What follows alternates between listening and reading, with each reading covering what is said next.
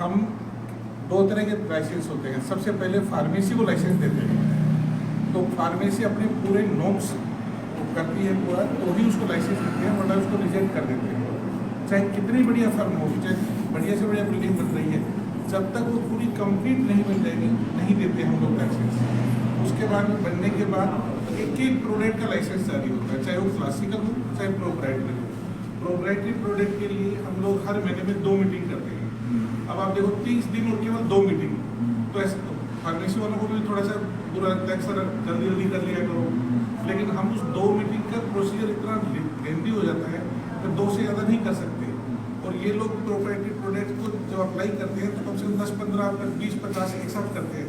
हम लोगों ने एक रडार लगा रखा है, केवल 10 प्रोडक्ट के पास करेंगे, 10 से ज़्यादा नहीं करेंगे भैया, अगले महीने की मीटिंग में लगा देगा। क्यों करते हैं ऐसा? हम एक फार्मेसी के 10 प्रोडक्ट से ज़्यादा चेक नहीं कर सकते।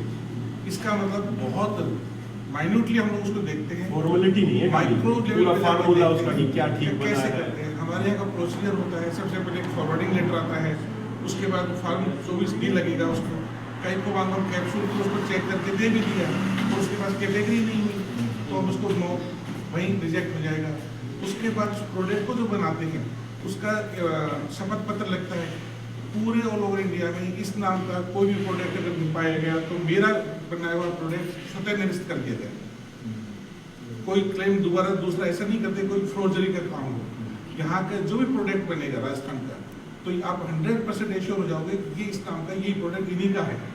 पूरे इंडिया में से कोई इतने भी कहते हैं सर मेरा प्रोडक्ट ये यूज कर रहे हैं, भैया दोनों में से पहले अप्रूवल किसकी है?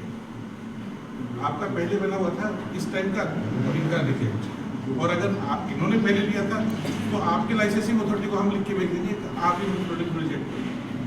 तो एक प्रोडक्ट एक फर्म का एक ही तरह का रहेगा। दूसरा क्या होता है, उसके बाद उसका एंडोर्समेंट लगाते हैं ये लोग। एंडोर्समेंट में फार्मूला कितने घटक द्रव्य डलेंगे, एक्टिव इंग्रेडिएंट कितने हैं, एक्सीपिएंट कितने हैं, प्रिजर्वेटिव कितना है। आप लोग देखोगे एक्सीपिएंट की भी क्वांटिटी मात्रा लिखी हुई होती है हमारे यहाँ पे। उसका स्वरूप क्या होता है, कौन से मतलब उसका जो यूजफुल पार्ट कौन सा यूज कर रहे हैं, कितनी क्वांटिटी में हो रहा है, बहुत बारीकी से चेक होता है।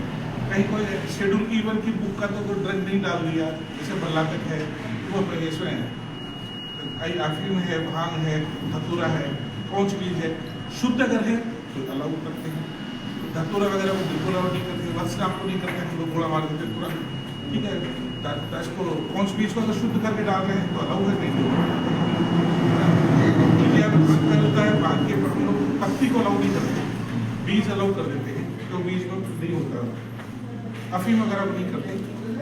इतनी बारीकी से चेक करते हैं हम लोग और ये ध्यान रखते हैं उसकी क्वांटिटी कितनी जा रही है। कोई आदमी अगर किसी डिजीज को कोई प्रोडक्ट बना रहा है, उसमें जितने भी प्रोडक्ट डलेंगे ना, कंटेंट डलेंगे, वो उससे रिलेटेड होने चाहिए। कल को मान लो कोई आदमी आर्थराइटिस के लिए बना रहा है और उसमें जो ड्रग डाला उसमें कहीं आर्थराइटिस का नाम ही नहीं आ रहा, क्यों भैया जबरदस्ती क्यों खिला रहे हो? सिर्फ इसलिए कि भाई मेरे कंटेंट इतने दिखे तो मैंने 25 कंटेंट्स का एक सिरप बनाया और इसमें जरूरत ही नहीं है, 5 तो हटा ही दो, अलग कर देते हैं। फिर उसके बाद में हम लोग उसका प्रोटोकॉल देखते हैं, प्रूफ ऑफ कंसेप्ट देखते हैं। आपने हमारे यहाँ के प्रोडक्ट का देखा होगा, जो लेबल क्लेम करते हैं ना, उसमें आयुर्वेदिक टर्मिनोलॉजी यूज करते हैं। Anti allergic, hepatitis, blood purification, ऐसा नाम नहीं आता। रक्त शोधक ये लिखा हुआ होगा, यकृत विकार, स्थूल्यनाशक, ये सब चीज़ें, हृदय होगा, हृदय विकार में उपयोगी होगा। मतलब प्रॉपर कहीं कोई बेसिक रेमेडीज वाला पार्ट नहीं होता। नंबर 1। दूसरा, उसकी क्वांटिटी और पैकिंग की मात्रा। अगर 50 ग्राम का कंपोजिशन पे लिया है तो हम 50 ग्राम से ऊपर की पैकिंग देते हैं, नीचे की नहीं देते। तो भैया स्टैंडर्ड बनाना तो आपको 50 ग्राम था, अब नीचे क्यों ले रहे हो? अगर आपको दोबारा लेना है तो दोबारा लगा दो, कोई दिक्कत नहीं है, हम अप्रूव कर देंगे। इसके अलावा हम लोग क्या करते हैं कि जितने कंटेंट्स होते हैं इनका स्टेबिलिटी रिपोर्ट चेक करो, लैब रिपोर्ट। आप लोग बिना लैब के एक भी प्रोडक्ट पास नहीं करते। COA होता है उसका और स्टेबिलिटी होता है 3, वो भी 3, 01, 3 मंथ उसी को पूरा और 3 बैच की करवाते हैं। अदर स्टेट में आप लोग जो सबका अपना नोट्स हाँ, होता सर, है, हम कई बार सर के पास कुछ आ गए ना और सर उसको रिजेक्ट कर देते हैं। लोग रोज देते हैं वो कि जाके एक मिनट हिमाचल नहीं में, मिला। यूपी तो में, वो हरियाणा में परमिशन ले लेते हैं। जाते जाते इतना से कहते हैं, सर आप दे देते तो ठीक था। हम फिर 15 दिन बाद सर मैं ले आया सर हिमाचल से ले आए। जब हमारी बीसी होती है हम लोग बात भी करते हैं आपस में, जब लाइसेंस होते हैं बैठते तो कि सर ऐसा मत करो यार, हम लोग इसको रिजेक्ट करते तो वो हमें पेपर दिखा देता है सर ये जो हमने लिया है। हाँ, तो 5 दिन में लेकिन हम लोग ऐसी है खुद का सेटिस्फेक्शन के लिए और अगले को सेटिस्फाइड करने के लिए कहते भैया जैसे आरटीओ में नहीं होता कि कहीं हेलमेट अलाउ होता है कहीं नहीं होता है ना, नोट्स तो है हेलमेट लगाएं, कई लोग नहीं लगाते हैं, तो वहाँ हो सकता है हरियाणा में नहीं लगाते होंगे लेकिन मैंने कहा जब गुजरात में नहीं लगाते हैं कहीं वो नहीं लगाते हैं, हमारे राजस्थान में तो हम लोग नहीं लगाते हैं। हमारे राजस्थान में तो ये नॉर्म्स हैं पूरे। यहाँ का आयुर्वेद विभाग बहुत हमारे लैब, क्लिनिकल ट्रायल्स। आप देखो परीक्षण रिपोर्ट जो होती है ना, किसी के पास अगर डेटा मिल जाए तो बता दो, लेकिन राजस्थान के जो डॉक्टर लिख के देता है साइन करता है, हम लोग उससे रेंडमली 5 लोग या हर दिन 5 डॉक्टर के सैंपल उठा देंगे। डॉक्टर साहब आपने जो ट्राई किया था 500 का पेपर भेज दो।